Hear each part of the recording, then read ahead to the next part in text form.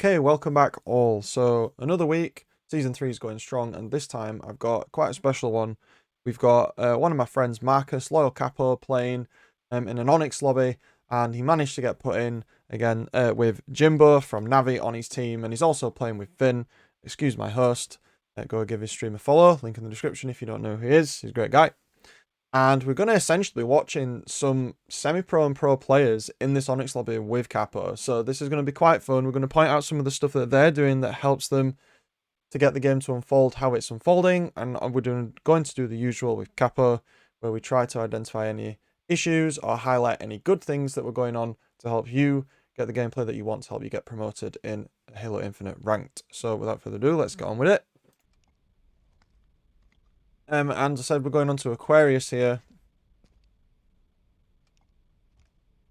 And really, we're just going to try and look at the synergy that we get and how that affects the game. So, here we are. Let's go. We're playing a CTF game, in it for the long haul. Straight off the bat there at the start of the map, one of the common things I've started to see people do is, in pre-mids, you'll get one player who'll tend to get onto the Mohawk there, little hubber, and slide off to get the thrust pack down here. And while he's doing that, his teammates will sort of stand to support, and that's been something that's been happening a lot. You can see there the other team started to do that, but Capo went to the side and got away with it. But now, unfortunately, he has to wait, which gives the other team the opportunity to grab the camo. You see Jimbo's pushing up here to try and get a front onto car 2. You must not underestimate the power of the disruptor grenades. I can't remember the proper name of them, but the zap grenades, the zappy boys. Cannot underestimate the importance of those nades. They will single-handedly win you the game if you can control them. They are as important as camo, but they're up more often.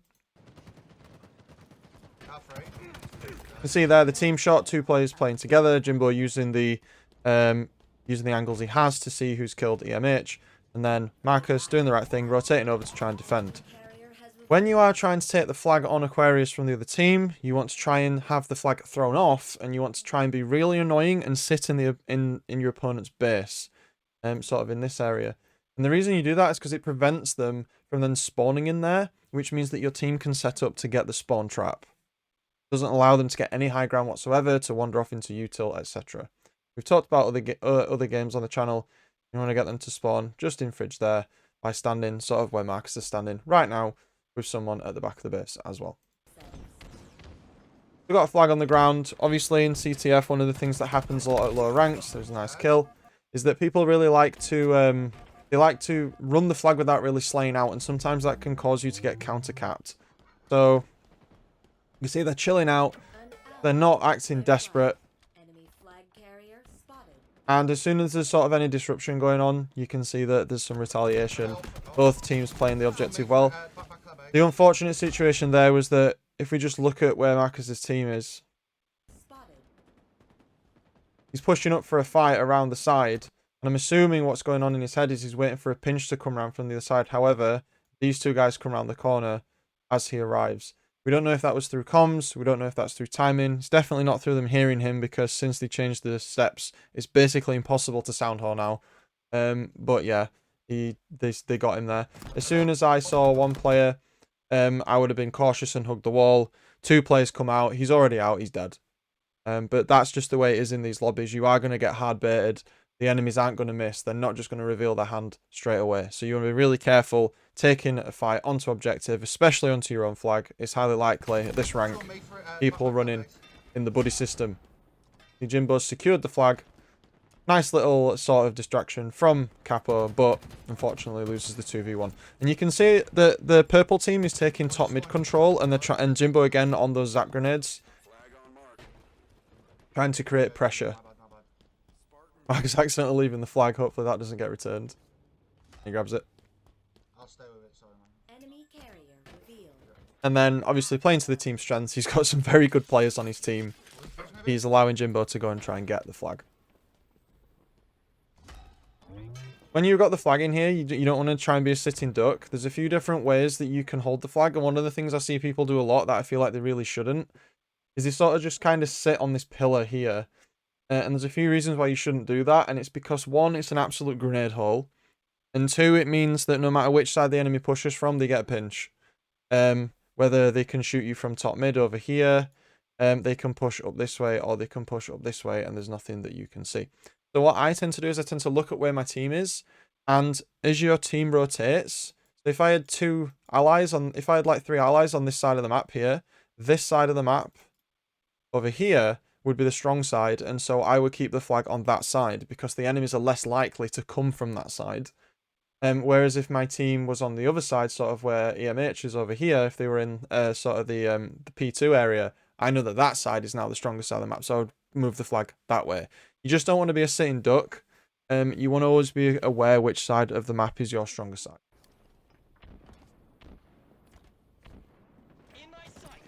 Two on me. Two stairs, one's one shot. That's unfortunate. Gets one. Nice little team fire from them.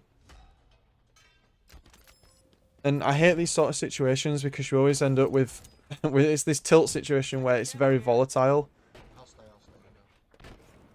Both teams chose to stay with the flag instead of preventing the other team from having their flag, and so we're left in this sort of stalemate situation. You can see the other team's got camo there, but quite a big brain move. You can see Jimbo here causing havoc in the back. Now, he's obviously the sort of player who would carefully consider, is it worth losing camo to secure the flag? And obviously he's decided the answer is yes. Assuming that the other team has to either go... He's put the yellow team in a bad situation. They either, one, they have to stop him from killing their flag carrier, which means they can't go to camo.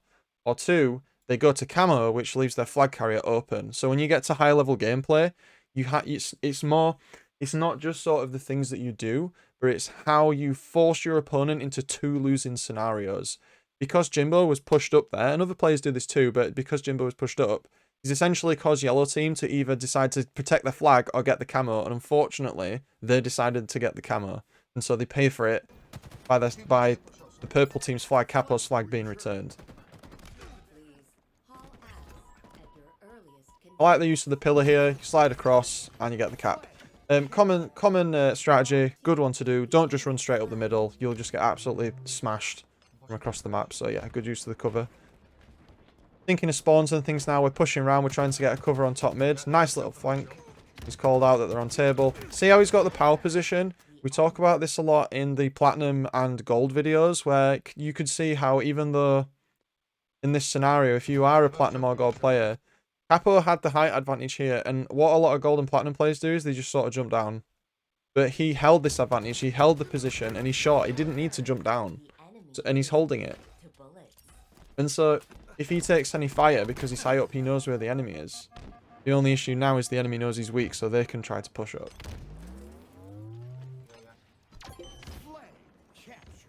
Good support from MH there.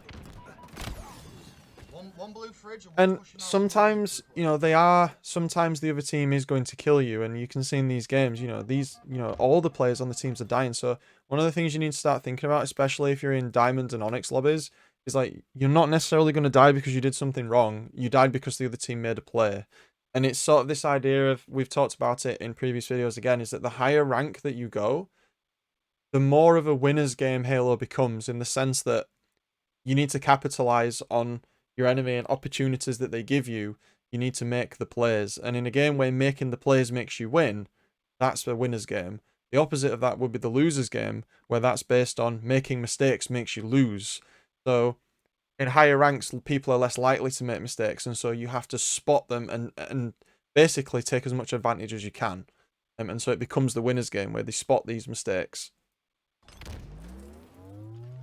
You can see that they've got a very strong left side of the map here. The only concern I would have, you can see we've got a teammate here, we've got some in the base. They're probably thinking about coming up this side, and maybe ending up over here, as we saw early on. I think we just saw someone run across the fridge, actually. I just saw him there, which means there's probably someone else coming from the other side. But the other team acting and doing quite a good pinch there. They sent someone fridge. You get your attention directed to towards that direction, and then obviously you pull off the pinch by going underneath and jumping up. He's firing the other way. It's the old bait. So there's a lot of times in Onyx and things where people like to do the baits, and they work very well. And quite a good flag pull from the other team here. You can see that the way that the other team's positioned actually skipped back quite a lot here. But essentially, what happened was that the enemy team forced the purple team to spawn in fridge, and instead of taking a fight, they just took the flag to util.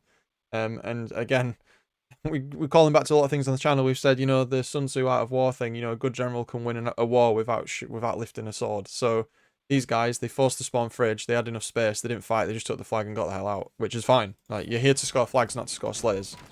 And they even left someone behind in the flank. So remember earlier on when we were talking about staying in the back of the base and being really annoying? There you go. That's what happens when you do that. Although I wouldn't say that that was really worth getting Capo there. So that's quite a low impact kill because now they've given up the back of the base. But you can see the enemy bit. The enemies are trying to set up the fridge spawns again. I'm assuming he's going to spawn util now. Oh, he didn't. He spawned on fridge side again. Interesting. He must have moved really fast. They're taking the flag util. You can see his allies are dead. He's got to move through the enemy to get there. They're taking it car again. There's nothing he can do. It's too covered. He's going to run into two guys. Notice how he checked the corner there. Again, if you're a platinum or diamond player, platinum and diamond players wouldn't have done that. Watch as he goes around the corner here. Goes around the corner, hugs the right wall, checks the corner, goes round. Diamond players wouldn't have done that. One shot hydro. And then he runs straight into the opponent who's waiting for him because he knows he was there. So you can see that both teams are covering each other. Both teams are trying to abuse where the enemy team is trying to spawn. It's causing a lot of pressure for both sides. That was a nice crossfire from Capo there. Holding the window, as we've said in previous videos, is a very strong thing to do. You should try and do it when you can. Especially if the other team's trying to hold top mid and they're looking the other way.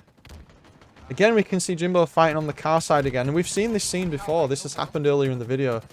Getting those zap grenades makes the difference between winning and losing. Marcus here just trying to hold the back, prevent any flanks. You can see the team's pushing up in the front. They've lost the MH.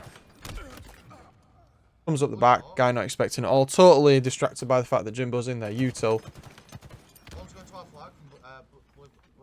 And so now that purple team knows someone's behind them, they're dealing with it. And this is something that we don't necessarily see in lower ranks, is that they just sort of let them do it. So EMH is at the back.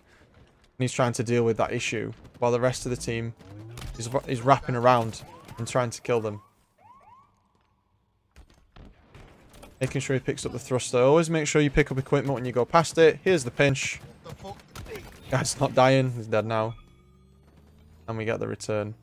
Just like that. So you can see there's a lot of movement. There's a lot of rotation. There's a lot of taking alternate routes to end up behind enemies when they're facing the other way. Because at this rank, people tend not to miss too much. So generally, first shot is quite important. There is outplay potential. The first shot's very important. And again, I'm going to highlight this. I think a lot of people forget, you know, even very high ranked players die.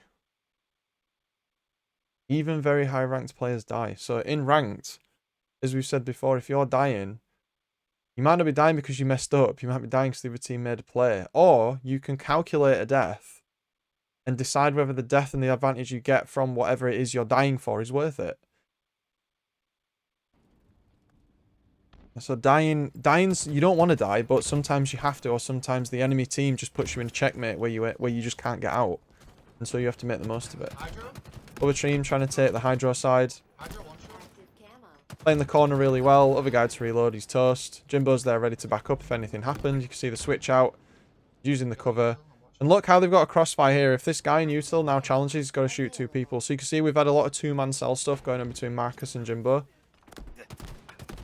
A dangerous place to be. The crossfire from window can be quite bad onto the top connector, and that was a really good grenade from the other player, so you want to be careful if you're holding that area. I tend not to hold connector too much unless my allies are forward. So the team's making a push here. They have the numbers advantage in the 3v4. There's a nice grenade. The other guy, that was a good slide out. And you can see that a lot of the things in this game are made by the split-second decisions in duels. That was a good slide by the other player. But unfortunately, EMH or someone else was set up just on the top of base or top mid to take him out. Sort of pinned in there in the util now. I don't think I would have necessarily come to help util here, considering the fact that he's going to hate me for criticizing him here. If you push util here, all of your attention is basically in this side of the map, which means that if anything's happening behind him, they have no idea. So the other team can literally just hard push Fridge, and there's nothing you can do because you just don't know about it. We just a little thing there, and that's funny because he gets on at me for looking the same way sometimes. So got you there, mate. Nice little crossfire. That you can see, it's always a trade out. Again, at these higher ranks, if you're operating in twos, it's usually a trade out. So 1 for 1, and then nothing happens. The net gain for both teams is 0. Back to the action. Holding window again, we can see this anchoring position, providing a lot of damage for the team. Both teams trying to get a stranglehold on the middle of the map right now, and there's sort of a lot of trading going on, so they can't. But yellow team might get a grab here, based on the way they're pushing through util, and these teams spawned at Fridge. So you must be really careful here. There's at least 2 players. Yeah, that challenge there. The 2 Spartans, their cosmetics were different, so you could tell they were a different person. One of the things I recommend that you should do, I'm going to say this to Marcus, is you should play with enemy names turned on. So if you can't tell if there's a cosmetic difference, you can tell it's a different person because of their name.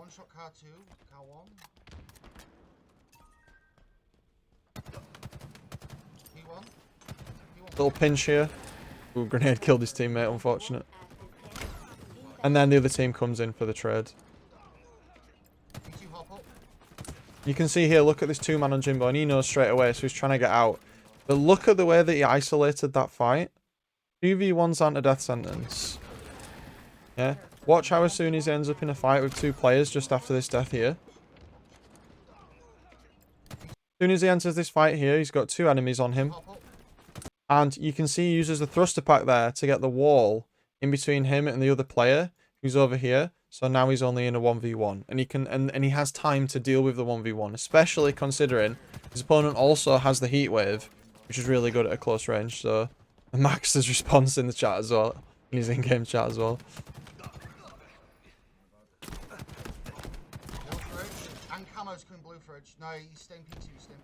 So the other team's trying to keep top mid control now by using the heat wave. That's something you definitely want to do. You want to keep that high ground control in Aquarius. It prevents enemies from setting up, especially if you have the camo.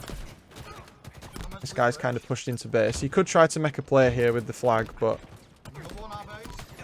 they're up in util now, so I'm assuming his teammates are going to come up the bridge and stop this. You see Jimbo's mid already, taking the line.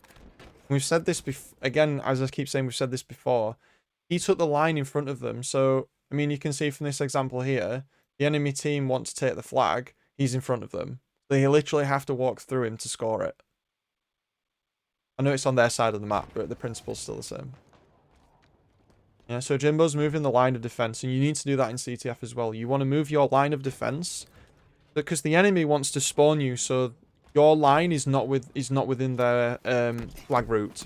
And so if you take top mid, you make yourself an obstacle, so it's harder for them to score. You see they're being really annoying and trying to keep the flag. Look how he's throwing it off. So this is a different player now. This is what we were talking earlier.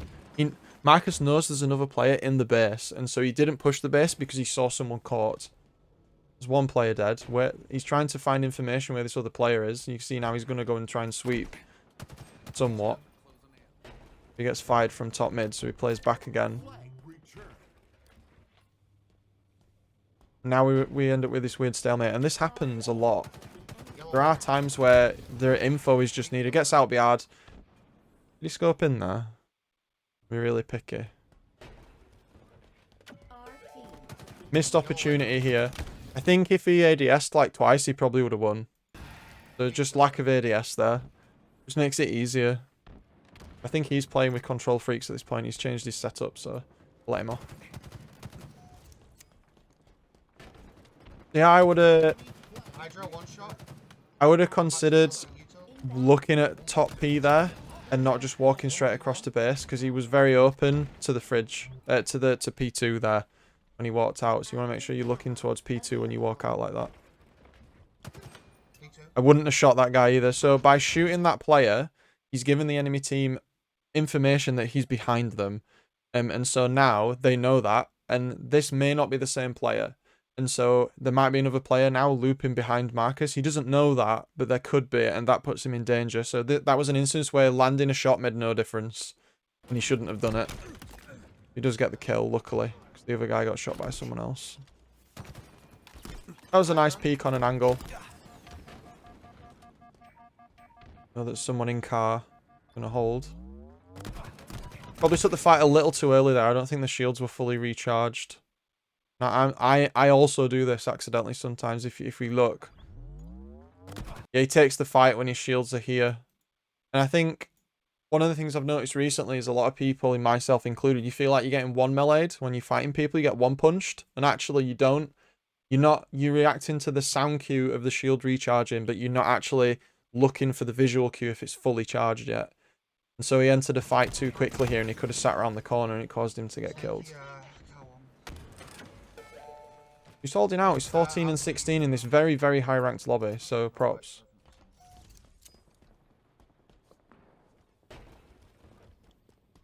Obviously, in ranked queue, a lot of the play is more solo than in HCS play. We're not going to deny that. I don't think EMH and Jimbo are exactly playing to their full capacity here, but there is still a lot of cooperation that goes on in ranked. You can see this flag run. You just go back and see this flag run here and why this happened the way it did. While I was chatting rubbish. You see that EMH is aware. He's pinged the flag. So he's let his intentions be known. Flag's been pinged. Okay. And Jimbo's on their base. So we've got someone behind them so he can lay on fire as he gets the flag. So you can see that Jimbo's holding. He's trying to be a distraction. EMH is pulling up through fridge. I would have probably realized. So here, I mean, hindsight's 20/20, but I think Marcus could have realized this and he could have pushed top mid a lot faster, knowing that his teammates were doing this. So he's realized what's happening and now he's pushing top mid. It was just recognizing that scenario. And now currently he's looking for anyone who's going to be in between them. Probably would have stayed top mid because now mid is open. But they nearly score the flag. Other teams send someone in. And it was just that lack of holding mid that led to that death. And as we always say, the Halo is a game of chess. And it's not that Marcus particularly did anything wrong, but the decisions he made led to the outcome. And so it allowed the other team to get space and get in the base and take the flag. Whereas if he was holding mid and Jimbo was there, that may not have happened. But they'll probably score the flag anyway. That was a decent trade. Bottom mid's down. Should get the re on this. Yeah. And then you see again, they're using the pillar to score the flag. 40 seconds left on this. 3-1. If you're the enemy team at this point, you really need to start throwing yourself across very heavily on one direction. We'll see what they do. As always, I always watch these blinds to give you guys the best reaction to what's going on. I think you're just a bit overexposed on that. I think taking the fight there was okay, but I probably would have hugged the door a bit more. As soon as you walk past sort of that corner where jump up is, you're exposing yourself to two potential angles. The enemy team is making a big push with the flag. Again, just the power of holding the carbine side of the map. It's very undervalued. You don't want to send a lot of people there, but it's very strong. And now Marcus is behind them, and that's essentially it. So, if we have a look at what's going on here, we don't have a post-game stat screen, but there was a lot of team play going on. And although the other team did actually get heavily outslayed, I've not actually checked the ranks of the players on the other team, but if it's anything to go by, we've got like 1900. I don't know who It's 5 is, so someone will probably educate me on that, and then I'll feel really stupid. EMH at the time of this recording was like 1780 or something, and I think Capo was about 1520. So the average of the other team should be something like 1650, maybe, something like that. And it's the idea that you could see through that a lot of the players were sticking together, that a lot of the players were looking for the two-man versus the two-man and going for trying to at least trade out so that ground couldn't be gotten. But I think the reason why the yellow team lost here is also because of the raw power of the team that Marcus was on, but more so, they were using Carside very well, and they were preventing the enemy team from being able to do anything by controlling top mid more, and also by, you can see that Jimbo and DMH both spent a lot of time in the back of their base being annoying, forcing the spawns onto the fridge side. So, I hope this was informative. It's always a lot more difficult for me to try and do the high-level Onyx content because half the players in the games are higher ranked than me, but I try to explain it in a way that I can get across to the, the high diamond players, the diamond 2, 1-2 players, because these are the sort of things that will help you to outplay your opponents, and you don't necessarily see this type of coordination at Platinum. And so if you're a Platinum player and you're looking at this, I would try to focus on the parts where I talked about how duels are being taken and not necessarily the macro play that's happening, because I think it's rare that spawn manipulation and zone awareness happens a lot at Platinum. But that'll be it for today, guys. We've got another video for this coming on Tuesday, the follow-up video where Marcus plays against Jimbo with EMH. So I hope you enjoyed this one. I'm looking forward to releasing the next one. We've got plenty of videos coming. Feel free to check out the playlist that'll be on the screen now for all the coaching content we've done. Feel free to join the Discord. We've got 50 members. We're closing in on 1,000 subs and lots of new stuff happening. But in the meantime, hope you have a good one. And I'll see you later, guys. This has been Vanadam. See you in the next one.